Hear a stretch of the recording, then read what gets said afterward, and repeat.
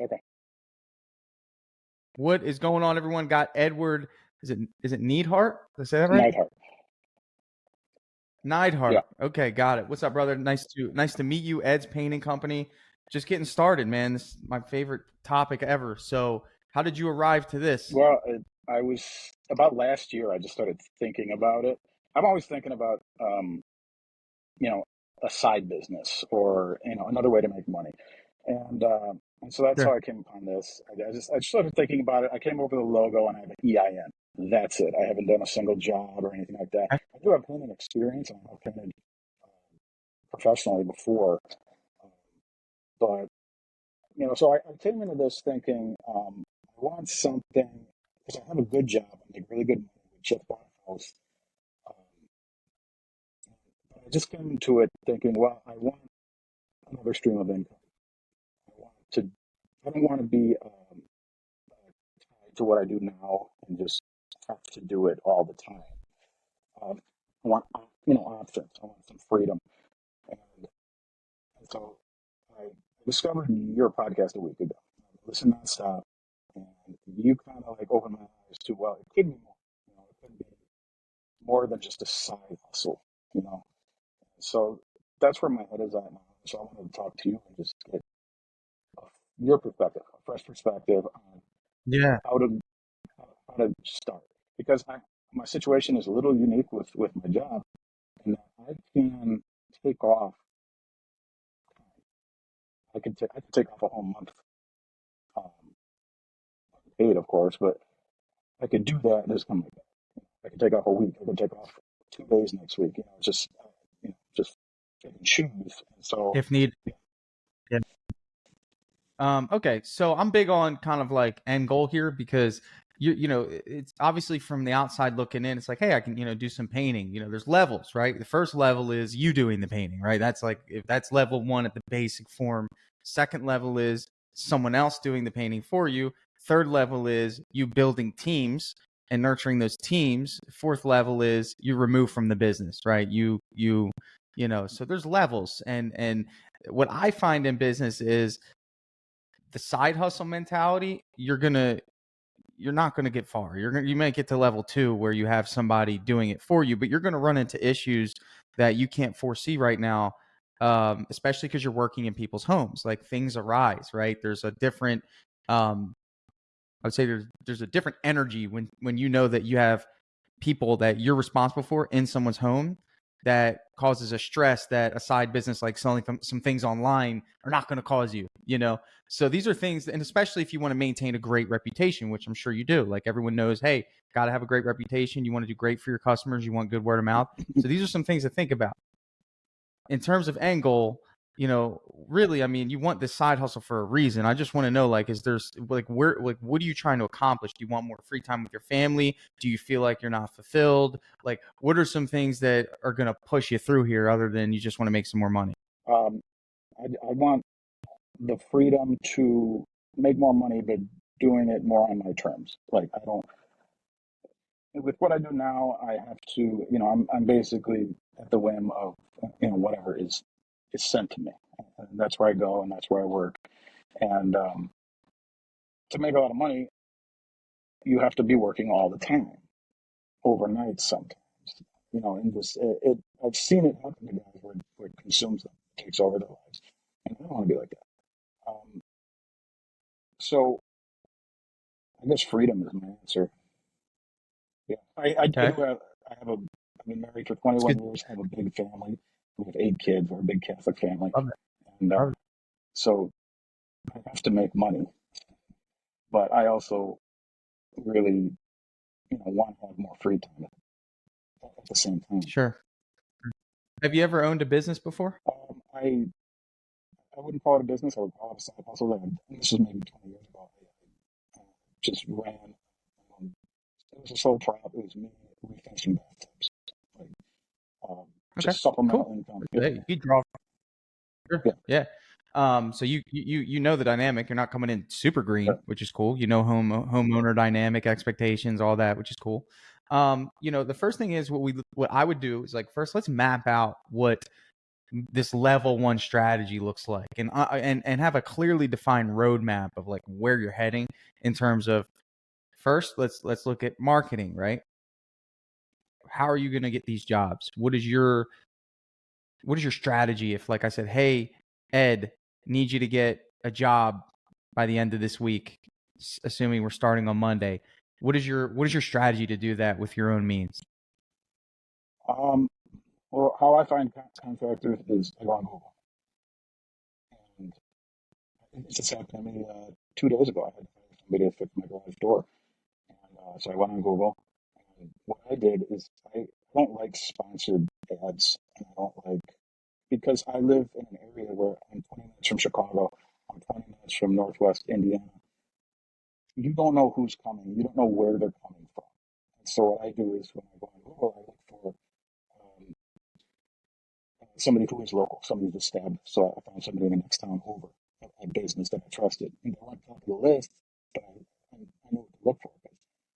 Um, and they came and they performed a great job, and they great customer service, exactly what I was looking for. So that is my strategy. Is that's kind of my brand that I'm thinking of. I don't know if you saw my logo or not, but it's just kind of something that's local, something you can trust, something servicing Yeah. and focused on letting people know where in our neighborhood.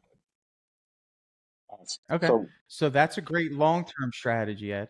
That's a great finish line, right? We got to build that reputation up to where we can be one of those companies that when someone goes to Google, we have the reviews, we have the photos, we have the social proof.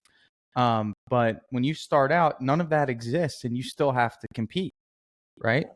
So, question was, next week we need a job. How can you how do you what's your strategy for finding a job on a whim, right? Because this is going to be something you're going to have to draw from for the first 4 to 5 months of your business before word of mouth even thinks about kicking in, right? So what is your strategy? If you don't have one, I'll share one. that's what I called. Okay. No, that's what I'm here for. So let's do it.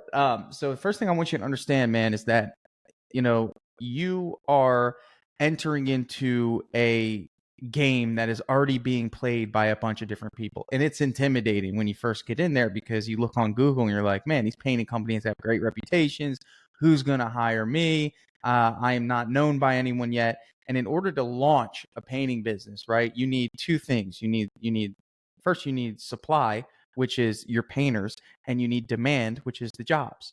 If you're positioning yourself as a middleman, which in your scenario with your liability that you have at home, 8 kids, married, expenses, my assumption is you're not just going to drop everything and run.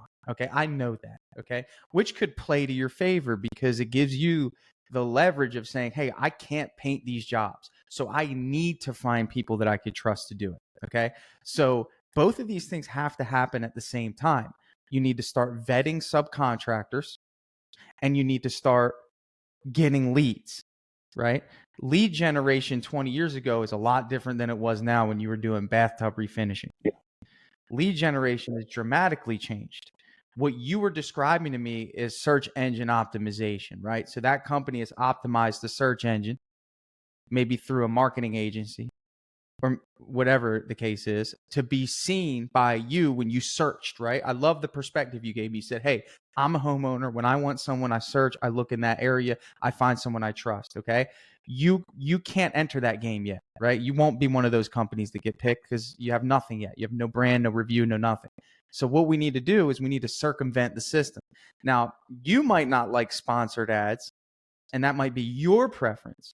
But I would argue that the average individual who doesn't think like that does, right? And what that does is it puts you at the top of the page, regardless of how long you've been in business. It gives you a chance. But I don't think that's the play either.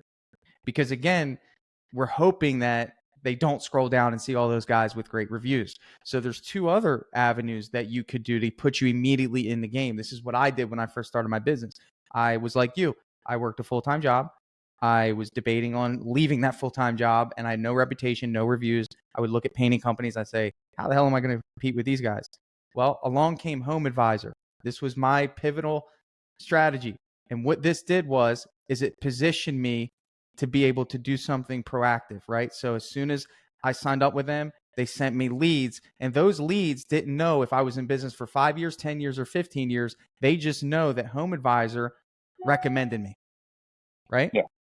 So I had to use my salesmanship to overcome my lack of experience. And sometimes you got to be able to balance that. I don't know if you have sales experience, but really what that comes down to is understanding, number one, where does the lead come from? Home Advisor in this case was where the lead came from. Number two, how does the lead go through this journey? You did this already. When you just explained to me your journey, it's the same thing. One thing I would suggest for you is to go on Angie as a homeowner, right? Well, they changed the name. Are you familiar with Angie? I've never used it. No. I mean, I know what it is. You've never used it, but Yeah. Yeah. you know what it is. Okay. So you as a homeowner, right? Go on there and go through it and see what happens. Get a quote for a painter, right? See what happens. Okay. So then you can position yourself as a painting contractor, and then you can see how you need to approach it. Watch this. When you submit it, see how long it takes for those companies to get in touch with you. See what type of questions the customer has to go through. See what the expectations are. Next thing you know, you're going to say, wait, there's a hole here. These guys don't communicate. They're not fast enough. And the people that did communicate didn't provide a great experience. This is what's going to happen, right? So this is called a lead aggregator, right? So you have Angie Leads, Thumbtack, CraftJack, all these companies. Are you familiar with these companies? Have you heard of them? No, I've only heard of Angie. So, okay, yeah. So you have Thumbtack, you have CraftJack, and once you start seeing this, so here's the deal. What they're going to do is they're just going to send you leads, but they're not going to do it for free. You got to pay per lead. So you need to be comfortable setting a budget for your first month in business. This is your startup cost. This is, if you wanted to franchise a smoothie shop, you're paying 150 grand out of the gate for marketing, setup, shop cleanup, inventory, right? Beautiful thing about our business, we can make the same amount of money or more than a smoothie shop, and our startup cost can be under 10 grand and we're in business. It's amazing. So if I asked you, hey, do you have $2,000, Ed, to set aside just for lead generation in our first month in business, is that a yes or a no? No. Okay. So do we have $1,000 that we can set aside first month in business, yes or no? Yes. I mean, like I said, we just bought a house. So, like in January. And so I'm kind of house poor right now. But sure. I make my money in the one. So let me ask you this. Can you put it on a credit card? Yeah. Okay, right? So you put on a credit card. Here's the interesting thing, right? You come from an employee mindset when it comes to money. Yeah. And this is something I had to make the adjustment with Ed, is that you get your paycheck, you pay your bills, right? You spend the money and you save what's left. You need to make the adjustment of, when I get money, I need to reinvest back into my business. That needs to be an element that you are not familiar with right now, or otherwise the business doesn't thrive. You need to keep buying the leads. Mm-hmm. So if you spend $1,000 on leads with Angie, just so you know, this is what's going to happen. You're probably going to get 7 to 12 interested individuals in house painting, right? That you'll have their name, their address, their phone number, and their email. At the minute they submit the request, you get that information. You and I both know that with house painting, and that's what you plan on doing, right? House painting? Yeah. Okay. You and I both know with house painting, it could be a bigger job. It could be between 3 and 10 grand. Really? Right? Okay. Okay. So if you just sell one of those jobs, we've already covered that cost, and you're rinsing and repeating. Now, what about production? The sub route right now for you would probably be the best case. Have you thought about that? Yeah. The sub route makes me a little uncomfortable because I'm not in control. And my idea was that I start off with one other guy with me. I learn the processes, learn the best way to do it, learn how I want it done, and just kind of build my own thing rather than bringing in something. In any other case, I would say, man, that's a great idea. But we know the situation. You're working a full-time job. It's going to be sporadic. It's not going to be consistent. And there's this time period that you're not factoring in of vetting the employee. First vetting the applicants, vetting the employee, finding out if the employee knows how to work in someone's home. This stuff takes time. This isn't something you can just do in 2 days when you take off, maybe in this 1 month stretch, but then you got to go back. When you get a subcontractor, they already have a business, a good one. They already have a business. They already have a team. They already have a van with all the equipment, right? We're talking, you have low startup capital right now. If anything, only thing you can do is buy leads and oversee the job. So I guess my Unless you question plan to quit. would be, what do they need me for then? If they've got their team, they've got their equipment. Very good question. Good. Not everyone can sell. Not everyone knows lead generation. Not everyone wants to manage the customer relationship. It's very common. People would rather just get a phone call and say, hey, go paint this. And I'm an employee guy. I have employees. But I also know that there's a massive market. There's more subcontractors than there are business owners. True business owners that want to deal with client communications, that want to deal with sales, and that would rather get a phone call that says, hey, I can give you 75% of this job. You buy all the materials, or I'll give you 50% or 60% and I buy the materials. And you're making 25% on their work. If you find a great subcontractor, you can keep your job and you could slowly integrate this business and start building up the reputation. But I don't think that you have the time to train someone to work alongside you. You don't have time to paint, brother. You try to paint with your full-time job, you're going to be more stressed than anyone. There's no way you're going to be able to accomplish that with a full-time job consistently. You can probably do a couple of jobs a month, but if you're trying to build something, it's going to be very challenging for you. You're better off trying to be a manager going into this. And that's eventually where you want to get to anyway. If you told me, Tanner, I've been working in my business for the last 6 months, painting alongside this employee, what do I do? I'd say, it's time to get out, dude. It's time to be a manager. And then you'd say, well, Tanner, what do they need me for, right? That would be the same question. What do my employees need me for? Well, what do they need you for? You have to run the business, manage the numbers, manage the customer, get the sales. You're doing the same thing for a subcontractor. You just don't have the burden of worrying about how they get there, worrying about getting them equipment, worrying about managing their job. They have a vested interest or else they don't get paid. Okay. And so generally speaking, is it a 50-50 split with subs? Generally speaking, yeah. I mean, but you're going to have to go through your own learning curve, right? I mean, you're going to start seeing all sorts of different jobs that ultimately are going to, again, if the first key is finding the right sub. Now, this could be a single guy or this could be a team. My daughter just pops in. This could be a team. This could be a single guy. It could be, and then the communication between you two is what matters, and how you convey the message of what you're trying to accomplish also matters. If you go in timid and say, hey, I'm thinking about doing this, like, hey, I have jobs lined up starting April. I'm looking to find some really great subcontractors and you were on my list. Just kind of want to know how it works in terms of what you expect in terms of pricing. We're going to be doing full interior and full exterior jobs. Would you prefer photos? Would you prefer measurements? What do you prefer? It all depends. How you come across to them is what matters. Don't go in timid. They don't need to know you don't have jobs. You just need the network. You need to know that the person you're sitting across has his license, has his insurance, has workers' comp for his guys. You got to protect yourself legally. And then you need to know when you call them, they're willing to go do the work. Hey, can I see some of your work? Or, hey, do you have a job going on right now I can come by and look at? I mean, this is the level of intent that you need to pursue. So instead of worrying about your logo and your shirts and all this stuff that's exciting, find your subs and get your leads. Okay. Where do you find subs? I don't know. Okay. Let me give you some ideas.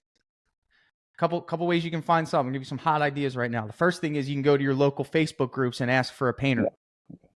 Not many people do that, right? As a homeowner, say, hey, has anybody had a good experience with a painter? I'm looking for a painter to paint my house. You know how many people tag painters in those groups? There's a list of endless subs right there. Message them. Next, Sherwin-Williams. Hey, do you know any guys that you recommend that I can work alongside with? I have some extra work. They'll give you a list. Go to my Facebook group. I got a Facebook group with 200,000 painting contractors in it. Put a post out. Those are free avenues right there that will probably keep you busy enough. You only need one sub. Right now, you just need one sub. It could be a solo guy that just is a great guy, great painter, wants to make some money, and you be the sales and management aspect of the business. He handles the production. And so, But none of this happens. Go ahead. I wasn't expecting you to say sub. So you kind of threw me off. So after, Well, you're working. That's the only reason why. Otherwise, we'd be talking about employees, and maybe you can transition there. But with what you told me, you got a new house, you got 8 children, you're married, brother. I mean, you're not just going to jump ship here, and I know that. I mean, there's just no way, unless you're crazy. um, okay, and so let's say that goes well. I mean, and then, well, I guess we'll cross that bridge when we get there. Transitioning from subs to employees would be the next step, obviously, right? When you meet with me, in the next 8 months, you say, Tanner, we're crushing it. I need to do that. Then we'll talk about that. And it's a great it's a fun transition actually, because you still keep the subs and then you build your own little team. Okay. All right. Pretty Yeah, good. that's a lot to think about. So I'll definitely. A lot to think about. My suggestion to you is look into Painting Business Pro, Eric Barstow. He has a course on it. He's like the sub guy, so he has a lot of great information for you. That would be my suggestion. It's like a couple $100 for the course. And then after that, I suggest that you look into Angie Leads and start looking into what that looks like to start getting some leads. And then here's the deal: either you're going to do the subs first and get a good sub, and that's going to force you to want to go get leads, or you get leads and sell a job, and that's going to force you to want to get subs, right? So you need to pick which one you're going to use as leverage to help you move forward for the next one. I would suggest the easiest one right now is probably going to be set up the Angie profile, because you can get all that set up. You could get a couple leads, turn it off, turn it on. You're starting up. My software is Dripjobs, so we have a startup program that you can apply for. You get 4 months free. So the reason why I think this is valuable for you is because if you do Angie Leads, you're going to want those leads followed up with, and you connect it to Dripjobs, and it'll follow up with them. So while you're at work, if you get a lead, while you're busy, you don't have to stress out that they're not contacted, right? So I suggest you apply for that as well. Okay, great. Yeah. Okay. Yeah, man. Thank you. Awesome. Well, thank you, brother. Good luck to you. I would love to have you back, man. Yeah. Tell me how it I'll went. call you back. I'll let you know.